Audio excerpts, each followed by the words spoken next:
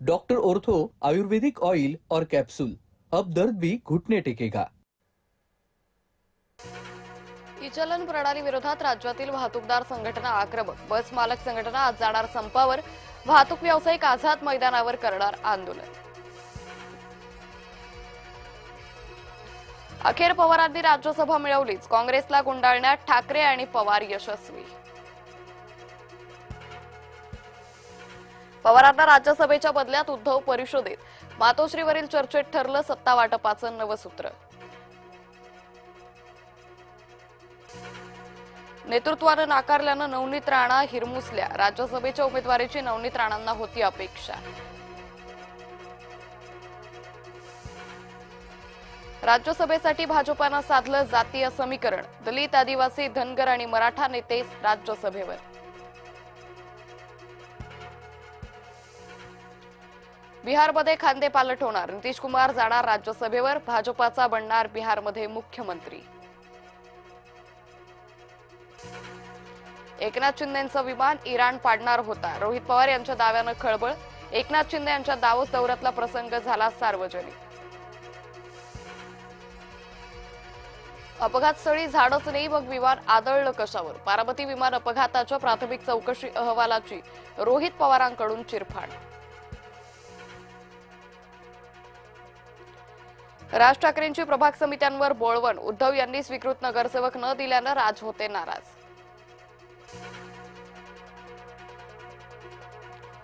बदलापूरमध्ये स्त्रीबीज तस्करी प्रकरणात Nashik connection, Malati IVF centre सील, महानगरपालिकेची कारवाई।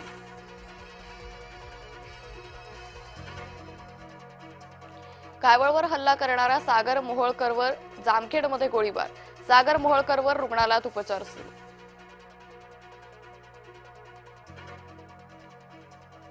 जळगावात सासरच्या जाचाला कंटाळून जावयाची आत्महत्या, गौरव बडगुजर यानं संपवलं जीवन, सासू मेहुणीसह साडूवर गुन्हा दाखल। मालेगाव महापालिकेच्या विशेष महासभेत नगरसेवक भिडले, इस्लाम पार्टी आणि एमआयएमच्या नगरसेवकांमध्ये शाब्दिक चकमक।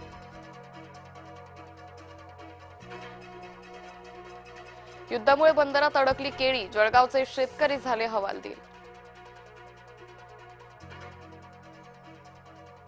इराण इस्रायल युद्धामुळे बासमती तांदळाची निर्यात थांबली, फाजुल्का इथून पाठवलेले लाखो टन तांदूळ अडकले, शिपिंग एजन्सीकडून प्रति कंटेनर $2000 मागणी।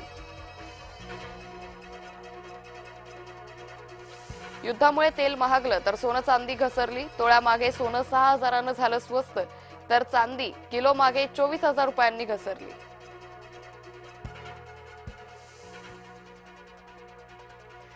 नाटोकडून इराणचा निषेध, तुर्कीकडे बॅलिस्टिक क्षेपणास्त्र डागल्याबद्दल निषेध।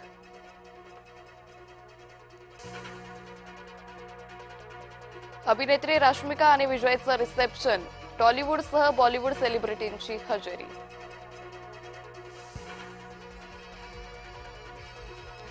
न्यूझीलंड संघाची फायनलमध्ये धडक, दक्षिण आफ्रिका पुन्हा ठरली चोकर्स, फिन एलनचं अखेरच्या चेंडूवर वादळी शतक, 9 विकेट्सने केला आफ्रिकेचा पराभव। आज वानखेडेवर रंगणार दुसरी सेमीफायनल, गतविजेत्या टीम इंडिया समोर इंग्लंडचं आव्हान।